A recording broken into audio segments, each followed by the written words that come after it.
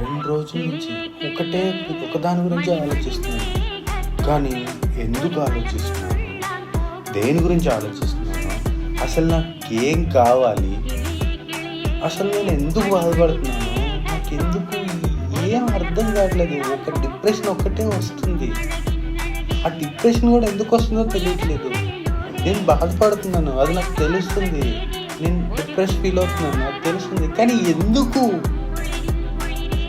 బాధపడుతున్నాను నేను? దేనికోసం? నాకేం కావాలి తెలియట్లేదు. అసలు నాకు అనిపిస్తుంది, నేను అసలు ఎందుకోసం బతుకుతున్నాను? నాకేం కావాలి? అసలు రేపు అనే రోజు నేనేంటి? రేపు ఏమవుద్ది?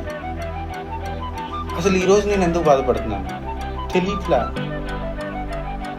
Someone please help me. నాకు ఈ డిప్రెషన్ నుంచి నేను బయటికి రావాలనుకుంటున్నాను, కానీ నాకు తెలియట్లేదు.